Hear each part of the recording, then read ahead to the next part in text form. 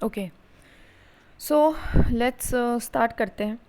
That is सबसे पहला जो हमारा चैप्टर है, that is ethics and human interface. किसके अकॉर्डिंग? सिलेबस के अकॉर्डिंग हम थोड़ा सा सिलेबस देख लेते हैं कि यूपीएससी के सिलेबस में क्या लिखा हुआ है। तो सबसे पहले उसमें लिखा है एथिक्स एंड ह्यूमन इंटरफेस, जो कि मेन हेडिंग है। उसके सब टॉपिक्स हैं एजेंस ऑफ एथिक्स, मतलब क्या इंपॉर्टेंस है एथिक्स की हमारी लाइफ में। डिटर्मिनेंट्स ऑफ एथिक्स, कि क्या चीज़ें हैं जिनसे हमारे एथिक्स डिटरमाइन करते हैं, मतलब क्या चीज़ें हैं जो कहीं ना कहीं किन चीज़ों से मिलके हमारे एथिक्स बने हैं। कॉन्सिक्वेंसेज ऑफ एथिक्स, कि अगर हम एथिक्स को फॉलो करेंगे तो उससे क्या होगा। डायमेंशंस ऑफ एथिक्स, एथिक्स अलग अलग टाइप के हैं, कौन कौन से टाइप के हैं। एथिक्स प्राइवेट लाइफ में कैसे होने चाहिए, एक प्राइवेट लाइफ में इंसान कैसा होना चाहिए। एथिक्स एक पब्लिक लाइफ में, एक पब्लिक सर्वेंट की लाइफ में कैसे एथिक्स होने चाहिए। सो ये बेसिकली हमारा सिलेबस है। ठीक है, आगे बढ़ते हैं। एथिक्स, एथिक्स का मतलब है means knowing right from wrong and acting accordingly, मतलब हमें पता होना राइट फ्रॉम रॉन्ग, कि सही क्या है और गलत क्या है, एंड उसके अकॉर्डिंग अगर हम एक्ट करते हैं तो वो क्या होता है, एथिक्स होते हैं। इट इज़ अबाउट, ये जनरली मॉरल वैल्यूज़ ऐसे प्रिंसिपल्स हैं जो गाइड करते हैं ह्यूमन बिहेवियर को। गाइड मतलब डायरेक्शन देते हैं कि कैसी परिस्थिति में कैसा हमें एक्ट करना है, क्या सोचना है, क्या एक्शन लेना है, पर्सनली भी और प्रोफेशनली भी। एक नॉर्मल इंडिविजुअल को भी सिखा सकते हैं, जैसे कि एक नॉर्मल इंडिविजुअल है फैमिली में तो उसको सिखा सकते हैं, और वहीं वो जो इंडिविजुअल है he can go anywhere and वहाँ पे भी प्रोफेशनली, मतलब जो वो एक ऑर्गेनाइजेशन में काम कर रहा है, जैसे कि एक सिविल सर्वेंट है तो वो अपनी पर्सनल लाइफ में कैसे डिसीजन ले रहा है, प्रोफेशनल में कैसे ले रहा है, तो उनको क्या करते हैं, ये दोनों को ही गाइड करते हैं एक्शंस को, जिससे कि वो पर्सनली एंड प्रोफेशनली कैसा एक्ट करें। ठीक है, तो एथिक्स क्या है, एग्जाम्पल देख लो। जैसे कि गवर्नमेंट ऑफिसर है, वो रिजेक्ट कर रहा है bribe to maintain a public trust. तो रिजेक्टिंग अ ब्राइब इसने कब किया, जब उसको पता था, उसकी मॉरल वैल्यूज़ एंड प्रिंसिपल्स ने उसको गाइड किया कि ये चीज़ गलत है, तब उसने ऐसा एक्ट किया जिससे कि पब्लिक ट्रस्ट बना।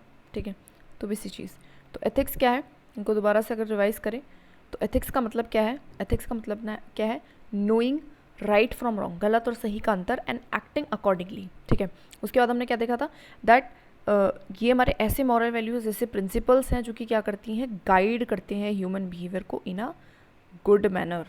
ठीक है, कैसे, प्रोफेशनली भी एंड पब्लिकली भी। ठीक है, बोथ वे। इसको नॉर्मल कर लेते हैं यार, है ना, बोथ वेज। ठीक है, आगे देखिए एथिक्स। एथिक्स, एथिक्स, ठीक है, एथिक्स। सो एग्जाम्पल हमने देखा था कि गवर्नमेंट ऑफिसर रिजेक्ट कर रहा है ब्राइब को। सेकेंड है ह्यूमन इंटरफेस। इसका क्या मतलब होता है, इसका मतलब है इंटरेक्शन बिटवीन इंडिविजुअल्स, कि कैसे आपस में जो इंडिविजुअल्स हैं वो इंटरेक्ट करते हैं in society, family, work place and administration में। कैसे लोग आपस में इंटरेक्ट कर रहे हैं, where ethical conduct shape relationship and trust. ठीक है, और वो कैसा एक्ट कर रहे हैं किस चीज़ पे डिपेंड कर रहा है, ये डिपेंड कर रहा है एथिकल कंडक्ट पे, जिन्होंने कहीं ना कहीं उनके रिलेशनशिप एंड उनके ट्रस्ट को शेप किया है। ठीक है, तो लोग आपस में कैसा इंटरेक्ट कर रहे हैं किस चीज़ पे डिपेंड करता है, उनके एथिकल कंडक्ट पे। ठीक है, एग्जाम्पल रिस्पेक्टिंग सिटीजन्स राइट, जैसे कि अधिकारों का, सिटीजन के राइट्स का रिस्पेक्ट करना while delivering public services build positive human interface. तो क्या होगा कि एक पॉजिटिव, एक अच्छा रिश्ता जो है वो जुड़ेगा, किसका, कॉमन इंसान का, और किसका, दैट इज सिविल सर्वेंट का। ठीक है, agency of ethics. Agency of ethics, agency मतलब इंपॉर्टेंस क्या है, रोल क्या है एथिक्स का हमारी लाइफ में। सबसे पहला ये प्रमोट करता है गुड क्वालिटी, लाइक अच्छी आदतें हमारे अंदर आती हैं, जैसे कि फेयरनेस, झूठ ना बोलना, सच्चाई की राह पे चलना, ऑनेस्टी, इंटीग्रिटी, जस्टिस, ये सारी जो है ये भावनाओं को हमारे अंदर लेके आता है।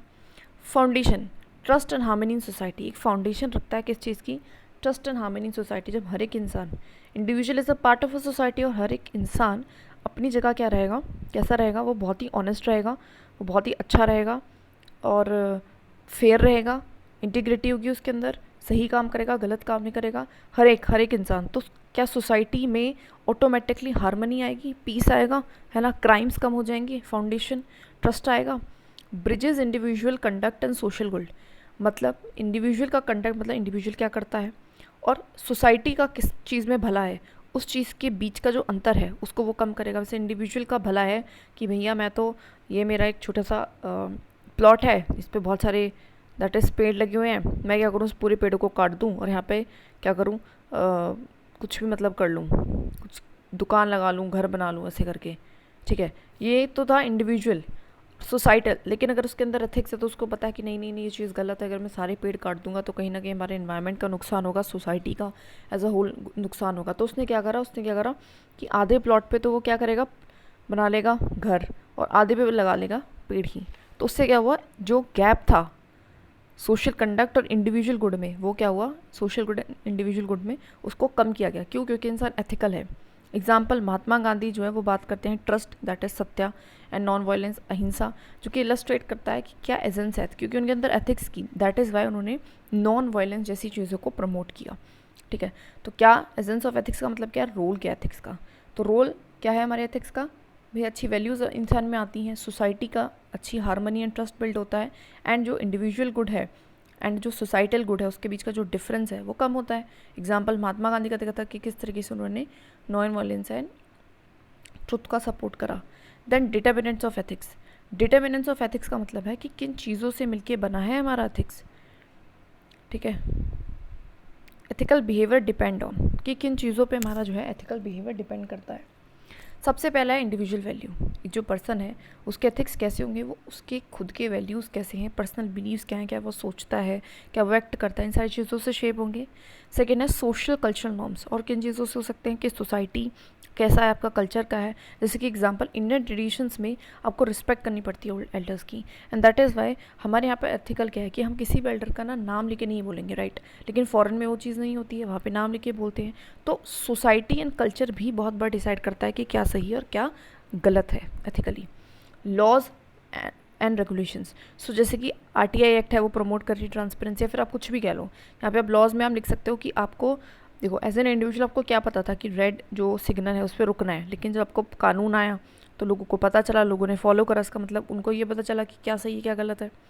सिचुएशनल फैक्टर, बहुत बार सिचुएशन भी सही और गलत में आपको डिफ्रेंशिएट करने पे मजबूर करती है। जैसे कि IAS ऑफिसर है, फेसिंग पॉलिटिकल प्रेशर, उसके पास बहुत ज़्यादा पॉलिटिशियंस का प्रेशर है उसके ऊपर, बट फिर भी वो फॉलो कर रहा है due process shows ethics shaped by personal and legal determinants. लेकिन फिर भी वो क्या कर रहा है, ड्यू प्रोसेस अपना काम कर रहा है जैसे उसको करना था, प्रोसेस की तरह, जो कि एक एथिक्स दिखाता है। कहीं ना कहीं उसके अंदर एथिक्स थी, वरना वो लालच में आ जाता, पैसे ले लेता है ना, या फिर डर जाता।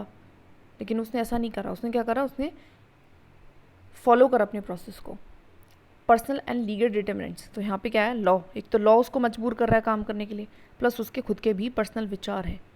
ठीक है, so these are the things, these are the determinant. Determinants क्या है, थोड़ा सा अगर रिवाइज करें तो ऐसे फैक्टर्स जो आपकी एथिक्स को इन्फ्लुएंस करते हैं, राइट, सिंपल है, डिटरमाइन करते हैं। कौन से इंडिविजुअल लेवल पे हो सकते हैं, ठीक है, कल्चरल एंड सोसाइटी के लेवल पे हो सकते हैं, उसके अलावा आप किस ऑर्गेनाइजेशन में कर सकते हो उसमें भी हो सकते हैं, राइट। उसके अलावा आपका लॉ कैसा है, उस कानून कैसा है, कानूनी व्यवस्था कैसी है, एंड देन उसके बाद सिचुएशन फैक्टर्स पे भी डिपेंड कर सकता है। ठीक है, नाउ देखिए consequences of ethics. Consequences of ethics, इसमें हम स्टेक होल्डर्स के बेसिस पे लिख सकते हैं। मतलब क्या है कि क्या होगा अगर हमने एथिक्स फॉलो करे तो उसका क्या रिजल्ट होगा। तो आप स्टेक होल्डर मतलब इंडिविजुअल के लेवल पे लिख सकते हो, सोसाइटी के लेवल पे, नेशन के लेवल पे, फैमिली के लेवल पे लिख सकते हो, ऑर्गेनाइजेशन के लेवल पे लिख सकते हो, अलग अलग लेवल्स पे। सो एथिकल एक्शन से होगा क्या, let's do. Trust and credibility आएगी, सोसाइटी में हर कोई एक दूसरे पे भरोसा करेगा। बेटर गवर्नेंस होगी, ज़्यादा अच्छी सर्विस डिलीवरी हो पाएगी, क्योंकि if a civil servant have a that is a value of transparency, so कहीं ना कहीं corruption will reduce, right, secrecy नहीं रहेगी, social harmony आएगी। if every individual in the society behave in ethical manner, है ना, follow the culture of ethics, then it will lead to social harmony उससे आएगी। अकाउंटेबिलिटी, जवाबदेही फिक्स होगी, किसकी, एक हमारे, इसको अलग अलग एंगल्स में हम लिख सकते थे, ऑर्गेनाइजेशन लेवल पे क्या होगा, इंडिविजुअल लेवल पे क्या होगा, सोसाइटी के लेवल पे, नेशन के लेवल पे, and as a civil servant क्या होगा, है ना, सर्विस डिलीवरी कैसी होगी। तो अलग अलग पॉइंट्स बहुत सारे बन सकते हैं, उनमें से कुछ हैं कि that is trust and credibility build होगी, ज़्यादा अच्छी गवर्नेंस होगी, सोशल हार्मनी होगी, this is also important and good keyword, इसको लिख लेना, एंड अकाउंटेबिलिटी फिक्स होगी। एग्जाम्पल देखिए, लोकपाल एक्ट है, लोकपाल एक्ट आप किस लिए लेके आए थे कि जिससे करप्शन कम हो एंड अकाउंटेबिलिटी बढ़े। तो कॉन्सिक्वेंस एथिक्स था, क्योंकि अगर एथिक्स होते ही नहीं तो हम एक्ट नहीं लाते। एथिक्स था, किसी इंसान के अंदर एथिक्स था जिसने सोचा कि हाँ लोकपाल एक्ट आना चाहिए, और उसके चलते हम लोकपाल एक्ट को लेके आए। उससे हमारी करप्शन कम हुई, अकाउंटेबिलिटी बढ़ी, इंक्रीज हुई, फिक्स हुई। ओके, आगे देखते हैं दैट इज़ डायमेंशंस क्या है हमारे एथिक्स की। सो डायमेंशंस मतलब अलग अलग टाइप ऑफ एथिक्स, राइट, अलग अलग नज़रिए से एथिक्स को आप देख सकते हो। कोई भी कीवर्ड बना सकते हो आप डैश एथिक्स करके, जिसकी पर्सनल एथिक्स है, इंडिविजुअल चॉइसेस पे, है ना, मेरे पर्सनल एथिक्स ऐसा कहते हैं कि मैं ऐसा करूँ। सोशल एथिक्स है, दैट इज़ ड्यूटीज़ क्या है आपकी टुवार्ड्स द सोसाइटी, कि जैसे कि towards the society, for an example person lives in a village, and as his responsibility towards the society or as a or to a village is to clean the area in front of his or her house, ठीक है, their house कह सकते हैं। लेकिन क्या हुआ कि उसने नहीं कर पाया, वो सफाई वफाई नहीं कर रहा है वहाँ की, तो कहीं ना कहीं क्या कह सकते हैं कि सोशल एथिक्स फॉलो नहीं करे। लेकिन ऐसा पर्सन है जो अपनी सोसाइटी में जो उसका कर्तव्य है उसको वो पूरी तरीके से ठीक कर रहा है। जैसे कि हम ये भी कह सकते हैं कि किसी के अगर मतलब कोई है, ठीक है, एक बच्चा है जिसको कोई परेशान कर रहा है और मैंने देखा है परेशान कर रहा है, तो मेरी सोशल एथिक्स है कि मैं उसको जाके सेव करूँ, उसके लिए कुछ कर सकूँ, तो वही होता है दैट इज़ सोशल टुवार्ड्स आपकी ड्यूटी। ऑर्गेनाइजेशन एथिक्स क्या है कि प्रोफेशनल कंडक्ट कैसा होना चाहिए आपका वर्क प्लेस पे, ठीक है, कि आपके ऑर्गेनाइजेशन में आपको क्या सही है, ऑर्गेनाइजेशन में क्या गलत है। इन्वायरमेंटल मतलब क्या रिस्पॉन्सिबिलिटी आपकी नेचर के टुवार्ड बनती है। एग्जाम्पल देखो, मैं पर्सनल एथिक्स फॉलो करती हूँ, दैट इज़ वाई मैं पे करूँगी टैक्स को ऑनेस्टली, क्योंकि मुझे लगता है कि सच बोलना एक अच्छी चीज़ है। सोशल, अगर मैं सोसाइटी वाले सोशल एथिक्स को फॉलो करती हूँ तो मैं अपनी ड्यूटीज़ फुलफिल करूँगी टुवर्ड्स सोसाइटी, जैसे कि वॉलंटियर करना, रिलीफ ड्यूरिंग फ्लड आ गया है तो मैं वहाँ पे वॉलंटियरिंग कर सकती हूँ। खाना वाना, अगर मुझे पता है आसपास की जगह है तो मैं वहाँ पे खाना पहुँचाना, ये सब कुछ। ऑर्गेनाइजेशनल, पुलिस इम्पार्शलिटी, ऑर्गेनाइजेशन में जैसे कि आप इस ऑर्गेनाइजेशन में काम कर रहे हो, जैसे कि पुलिस वाला एग्जाम्पल हमने आप लिया, तो आपको, आप जिस ऑर्गेनाइजेशन में काम कर रहे हो वहाँ पे आपको इम्पार्शल होकर काम करना है, ठीक है, सो ये आपका कर्तव्य है। Environmental, clean India drive, example इसका क्या है, क्लीन इंडिया ड्राइव, कि इन्वायरमेंटल एथिक्स को हमने फॉलो करा तभी तो हम ये सारे इनिशिएटिव लेके आए। कोई भी इनिशिएटिव का एग्जाम्पल लेते हो यहाँ पे। So different type of ethics होते हैं। तो डायमेंशंस ऑफ एथिक्स क्या है, personal ethics, organisation ethics, societal ethics, environmental ethics, वैसे बहुत कुछ हो सकता है, साइंटिफिक एथिक्स भी हो सकते हैं, इन्वायरमेंटल इंटरनेशनल एथिक्स भी हो सकते हैं, बायो एथिक्स भी होते हैं, बहुत सारे एथिक्स होते हैं। सो वो अलग अलग डायमेंशंस है। खैर हमें यही समझना था कि इसमें लिखना क्या अगर क्वेश्चन है। अब एथिक्स प्राइवेट लाइफ में कैसा होता है, ये जनरली गाइड करता है हमारी पर्सनल बिहेवियर को। क्या करता है, this basically guide our personal behaviour, मतलब मेरे एथिक्स कैसे हैं, मैं प्राइवेट लाइफ में कैसे एथिक्स को फॉलो करती हूँ, तो कहीं ना कहीं वो गाइड करेगा हमारे पर्सनल बिहेवियर को। ये शेप करता है फैमिली एंड कम्युनिटी रिलेशंस को, कि मेरे एथिक्स कैसे हैं, उससे फिर कहीं ना कहीं मेरे फैमिली के और मेरी कम्युनिटी के रिलेशंस भी शेप होंगे। और कहीं ना कहीं हमारे अंदर क्या करता है, इनकलकेट करता है वैल्यूज़ को। कहते हैं ना, person who is not loyal in the private life can't be loyal in the public life, तो वो वही वाला एग्जाम्पल है, ठीक है। तो कहीं ना कहीं इससे भी आपके अंदर वैल्यूज़ आती हैं, अच्छाइयाँ आती हैं, बुराइयाँ आती हैं। Example, respecting parents and caring for elders is a traditional ethical value in Indian families. जैसे कि हम कह सकते हैं कि पेरेंट्स की रिस्पेक्ट करना, एल्डर्स की केयर करना, है ना, not like a western culture जहाँ पे पेरेंट्स अलग रहते हैं, ना, बुढ़ापे तक खुद ही केयर करते हैं। सो एक ट्रेडिशनल जो एथिकल वैल्यू है इन इंडियन फैमिलीज़, वो इंडियन फैमिलीज़ में ऐसा है हमारे यहाँ पे कि हमें केयर करनी है, रिस्पेक्ट करनी है। तो उस प्राइवेट लाइफ से ही, उस प्राइवेट लाइफ से, जो कि मैं प्राइवेट लाइफ में क्या कर रही हूँ, I am respecting my parents, I am caring for elder, so it will lead to what, it will lead to inculcate the values like empathy, care, respect, reverence, ऐसी वैल्यूज़ मेरे अंदर आएंगी, ठीक है। Ethics in private public life, good values, अच्छी values मतलब क्या होती हैं, अकाउंटेबिलिटी, ट्रांसपेरेंसी होना, मतलब एक एथिक्स क्या है पब्लिक लाइफ, एक पब्लिक सर्वेंट के लिए, तो कुछ भी अच्छी वैल्यू लिख सकते हो आप, जो कि प्रमोट करता है serving citizens Fairlie without discrimination, कोई डिस्क्रिमिनेशन ना करे, इम्पार्शलिटी ना करे, अकाउंटेबल रहे, जवाबदेही रहे, है ना, और ट्रांसपेरेंट रहे, छिपाए ना, करप्शन ना करे। एग्जाम्पल जैसे कि इलेक्शन कमीशन है, तो इम्पार्शली इंश्योर करता है कि फ्री एंड फेयर इलेक्शन हो, ठीक है। एग्जाम्पल्स हमने देख लिए, ठीक है। So that is it. So ये हमारा फर्स्ट चैप्टर था दैट वी हैव डन, ठीक है। फर्स्ट चैप्टर था that we have done syllabus के अकॉर्डिंग। यहाँ से हम क्या करेंगे, रिकॉल कर सकते हैं, इसको पॉज करके एक बार रिकॉल कर लेना। आगे बढ़ते हैं, दैट इज़ अपना next chapter of human interface पे। ठीक है, human interface, sorry chapter human values. तो हम सब कुछ पढ़ेंगे। सबसे पहले बात करते हैं ह्यूमन वैल्यूज़ क्या है। प्रिंसिपल्स और standards that guide human behaviour towards what is right, just and beneficial for individual and society. इसको हमें एज इट इज़ ही याद करना है। कभी भी ह्यूमन वैल्यूज़ का आएगा ना कोई भी क्वेश्चन, तो उस पर ये हमें लिख देना इंट्रोडक्शन में। ह्यूमन वैल्यूज़ क्या है? ऐसे प्रिंसिपल्स हैं, ऐसे स्टैंडर्ड हैं जो गाइड करते हैं ह्यूमन बिहेवियर को, कि एक इंसान कैसा एक्ट करे, कि क्या चीज़ सही है, क्या जस्ट है, क्या बेनिफिशियल है उसके लिए भी और पूरा सोसाइटी के लिए भी। बहुत सारी ह्यूमन वैल्यूज़ एग्जाम्पल दे रखे हैं, जैसे कि ट्रुथ जो कि गांधी से हम सीखते हैं, इंटीग्रिटी जो ई श्रीधरन से हम सीखते हैं, कंपैशन जो कि हम मदर टेरेसा सीखते हैं, जस्टिस जो कि हम अम्बेडकर से सीखते हैं, रिस्पेक्ट जो कि हम स्वामी विवेकानंद से सीखते हैं। इनको प्लीज़ याद रख लेना। ट्रुथ को महात्मा गांधी से लिंक करेंगे, इंटीग्रिटी को ई श्रीधरन, इस नाम को याद कर लेना, नया सही नाम है। Compassion that is mother Teresa से, जस्टिस अम्बेडकर, ठीक है, ये उन्होंने काफ़ी काम किया था, दैट इज़ SC/STs के लिए। एंड रिस्पेक्ट किससे? स्वामी विवेकानंद।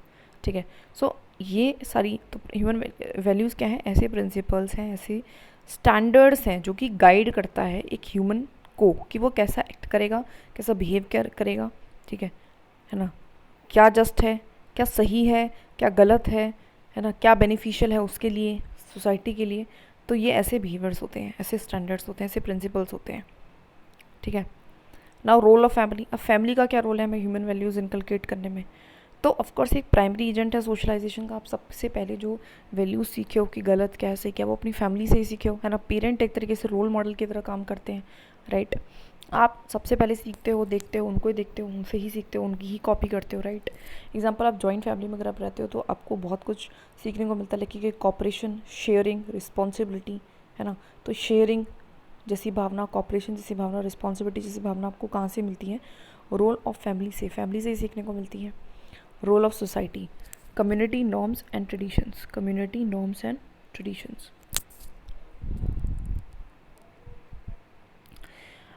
आप जिस कम्युनिटी में रहते हैं तो उसके भी कुछ नॉर्म्स रहते हैं, ठीक है, उसके भी कुछ ट्रेडिशंस रहते हैं, और उनसे भी आपको बहुत कुछ सही एंड गलत देखने को मिलता है। आपके जो पीयर ग्रुप हैं, इन्फ्लुएंस है, वो भी आपको करते हैं, उनसे भी आप हैबिट्स। इसके एग्जांपल देखो, हर चीज़ को एग्जांपल से कनेक्ट करो।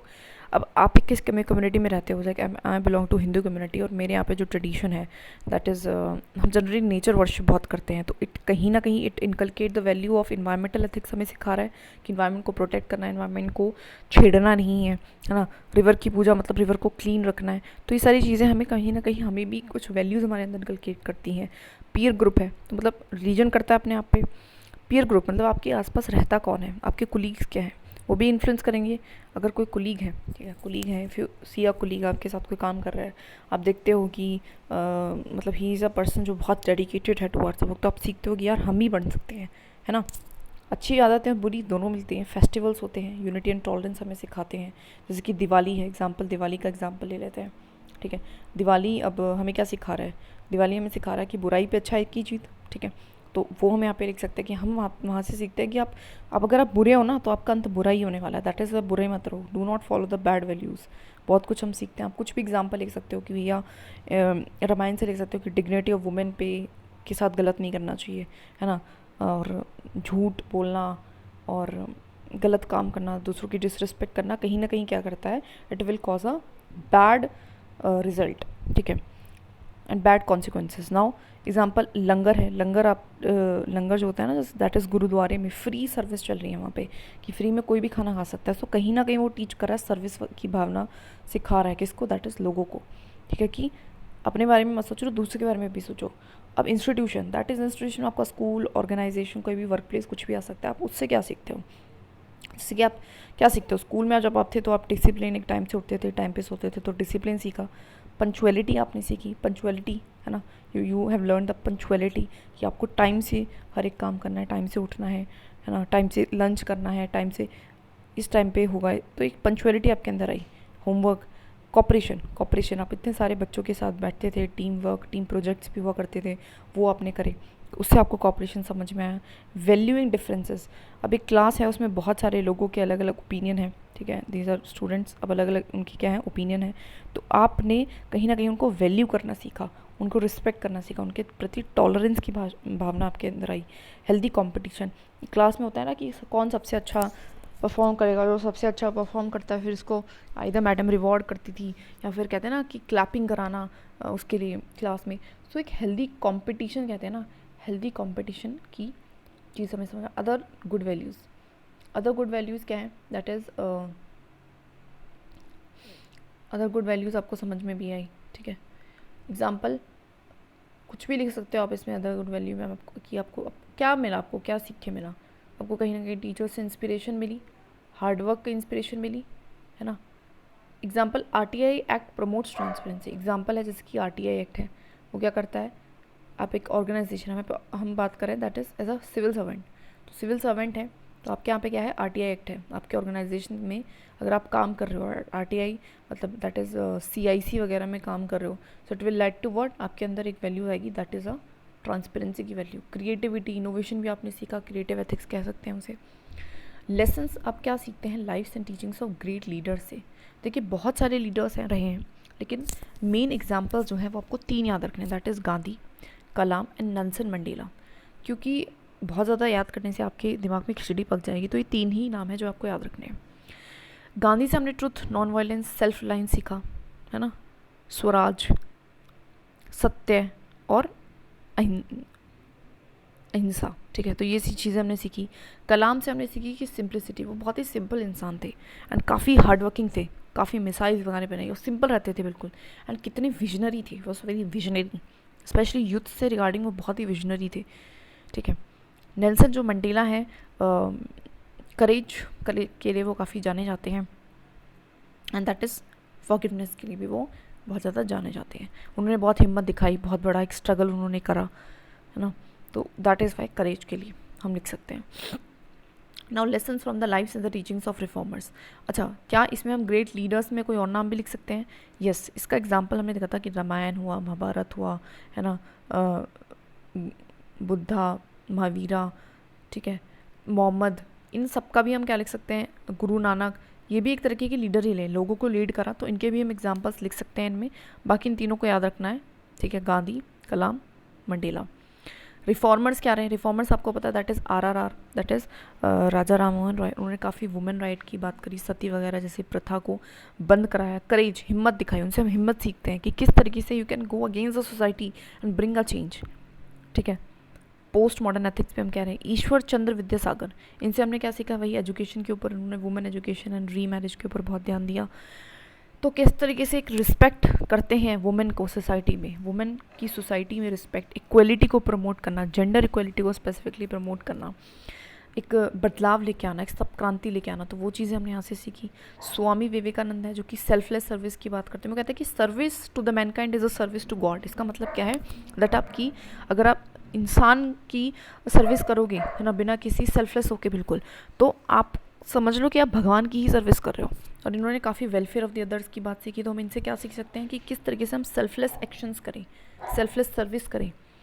पंडिता राना बाई, एक शी वॉज अ फीमेल, और उन्होंने भी काफ़ी सोशल प्रेशर, है ना, के खिलाफ इन्होंने अपनी आवाज़ उठाई, जो वुमेंस राइट के अधिकार थे उनके रिगार्डिंग उन्होंने बात करी, तो हम ये सब कुछ सीख सकते हैं रिफॉर्मर्स से। तो 4 नाम याद रखने हैं, that is RRR, Ishwar Chandra Vidyasagar, Swami Vivekananda and Pandita Rana by.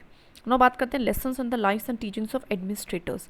तो कुछ एडमिनिस्ट्रेटर्स के भी नाम हमें पता होना चाहिए, जैसे कि सबसे पहला है विनोद राय। बेसिकली विनोद राय एक कैग थे और उन्होंने काफ़ी जो स्कैम है उसको काफ़ी करेजियसली जो है पब्लिकली बताया था। कहीं ना कहीं अकाउंटेबिलिटी का एग्जाम्पल हम ले सकते हैं कि देखो कितनी अच्छी जवाब दी थी, रिस्पॉन्सिवनेस, ट्रांसपेरेंसी, ऑनेस्टी, इंटीग्रिटी, एक सेंस ऑफ ड्यूटी इनके अंदर थी, हम ये भी कह सकते हैं, राइट, कि उन्होंने अपनी ड्यूटी को प्रायोरिटी दिया, किसी से डरे नहीं, अपनी ड्यूटी को प्रायोरिटी दिया, ठीक है। किरण बेदी, काफ़ी एम्पैथी, काफ़ी इन्होंने रिफॉर्म्स वगैरह करे थे, that is in the jail में, तो एम्पैथी के लिए जानी जाती हैं, ठीक है। टी.एन. शेषान, इनको हम फेयरलेसनेस के लिए जान जाते हैं, बहुत ही मतलब ही वॉज लाइक टी फॉर, ऐसे याद रखो, T N. Seshan that is T for tiger. Tiger क्या होता है, फेयरलेस, तो इसी तरीके से इन्होंने इंप्लीमेंट करा मॉरल कोड ऑफ कंडक्ट को, मतलब बिना डरे, चाहे इन पर कितनी धमकियाँ आती रहे फिर भी इन्होंने जो इलेक्शन का मॉरल कोड ऑफ कंडक्ट है उसको बहुत अच्छे से इंप्लीमेंट करा। ऐसे हमारा एस श्रीधरन है, जो कि इंटीग्रिटी एंड प्रोफेशनलिज्म की बहुत ही अच्छे ऑनेस्ट थे, एंड इनको मेट्रोमैन भी कहा जाता है, एंड काफ़ी प्रोफेशनली इन्होंने चीज़ों को काम किया। तो ये हमारे कुछ एग्जाम्पल्स थे, E Sreedharan, T N Seshan, Kiran Bedi, Vinod Rai. Please इन सबको याद रखना, ठीक है। इन सबको ग्रेट लीडर्स में हम हिस्ट्री से भी कुछ भी उठा के लिख सकते हैं, जो भी आपको कभी लीडर अच्छा लगा हो, आप कुछ जानते हो, ठीक है। बाकी रिफॉर्मर्स में से भी यू कैन, है ना। एंड एडमिनिस्ट्रेटर्स में से तो 4 नाम आपको याद है, वो भी बहुत है, ठीक है। एक हमने वो दुर्गा शक्ति का बहुत बार सुना है, तो वो भी यहाँ पे लिख सकते हैं। So all this is have been done, ठीक है। तो ये सब कुछ ध्यान रखना। तो चलो लिख लेते हैं, थोड़ा सा रिवाइज कर लेते हैं। लीडर्स में किसको पढ़ा था हमने, दैट इज़ गांधी को पढ़ा था, ठीक है। ट्रुथ, नॉन वायलेंस हुआ, और क्या कह सकते हैं, that is Swaraj, self reliance. And हमने नेल्सन मंडेला को पढ़ा था। नेल्सन मंडेला कैसे थे, ये वॉज अ पर्सन जो काफ़ी करेजियस से बहुत बड़ा स्ट्रगल उन्होंने करा। And then we have talked about the one more, that is Kalam, simplicity, उनकी विजनरी लीडरशिप थी, उनके लिए वो बहुत ज़्यादा जाने जाते थे, डिसिप्लिन पर्सन थे, ठीक है, एंड बहुत हार्डवर्किंग थे, ठीक है। उसके बाद अगर हम बात करें that is about the reformers, तो रिफॉर्मर्स में हमने 4 नाम पढ़े। दैट इज़ सबसे पहला है RRR, वुमेन राइट्स, सती, इन सब के काम करा। ईश्वर चंद्र विद्यासागर, इन्होंने भी बहुत अच्छा काम करा हमारी वुमेन एजुकेशन, विडो रीमैरिज से रिगार्डिंग। पंडित रानाबाई, इन्होंने भी वुमेन राइट्स से रिगार्डिंग बहुत काम करा। एंड देन स्वामी विवेकानंद, जो कि कहते हैं सेल्फलेस एक्शन करो, वेलफेयर जैसी चीज़ें हमें सिखाते हैं। ना बात अगर हम करें दैट इज़ एडमिनिस्ट्रेटर्स की, तो एडमिनिस्ट्रेटर में भी 4 नाम थे। कौन कौन से थे, तो TN शेषान, जो कि टाइगर की तरह क्या है, फियरलेस होकर उन्होंने मॉरल कोड ऑफ कंडक्ट को इम्प्लीमेंट करा। देन ई श्रीधरन पर्सन है जिन्होंने इंटीग्रिटी एंड प्रोफेशनलिज्म बहुत अच्छी थी उनके अंदर, ठीक है। देन उसके बाद देयर इज़ विनोद राय, जो कि अकाउंटेबिलिटी के लिए, ऑनेस्टी के लिए हम कह सकते हैं, एंड प्लस में एक करेज के लिए जाने जाते हैं। एंड देन देयर इज़ जिन्होंने स्कैम वगैरह को दिखाया, रिस्पॉन्सिवनेस थी उनकी, ठीक है, हम ये भी कह सकते हैं। And then the Kiran Bedi, वो was known for the empathy and care, जो कि उन्होंने दिखाई टुवर्ड्स द जेल रिफॉर्म्स करा के, क्योंकि जेल की कैदियों के लिए उन्होंने एम्पैथी दिखाई।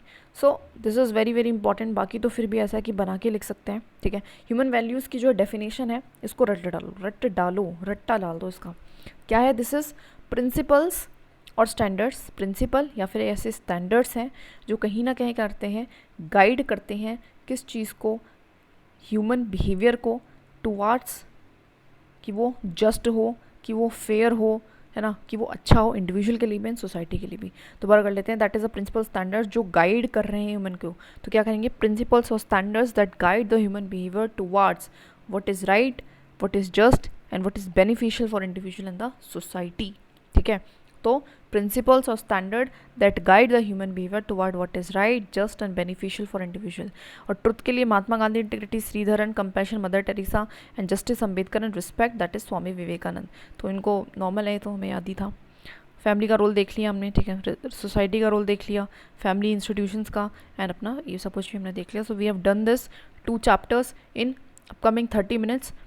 While watching this video I will just request कि थोड़ा बहुत लिखते रहना, कोई इंपॉर्टेंट कीवर्ड आ रहा है उसको लिखते रहो, कोई important name related to certain value है उसको लिखते रहो, एंड कोई डेफिनेशन नहीं याद हो रही है तो उसको एक बार 2-3 बार पढ़ो एंड देन उसको लिखो। वैसे 2 ही डेफिनेशन थी, एथिक्स की हमने पढ़ी और एक हफ्ते तक ह्यूमन वैल्यूज़ की पढ़ी है। Very very important. हमने देखो 30 मिनट्स में हमने क्या कर लिया है, हमने 2 चैप्टर निपटा लिए। 8 चैप्टर है, मतलब हमारा 1/4 काम जो है वो 30 मिनट में हो सकता है। इसका मतलब है दैट इज़ होल वर्क को अगर हम करेंगे तो हमारा होल वर्क 120 मिनट्स में हो जाएगा। दैट इज़ 2 घंटे में, 2 घंटे में पूरी एथिक्स कंप्लीट कर सकते हैं। बस अच्छे से करना है, अच्छे से पढ़ना है, अच्छे से ध्यान लगाना है और बार बार इनको रिवाइज करते रहना है। 2-3 बार एटलीस्ट वीडियो को देखना है, कीवर्ड्स को रिवाइज करना है, and that is it. We are good to go. हम ये एग्ज़ाम ज़रूर निकालेंगे।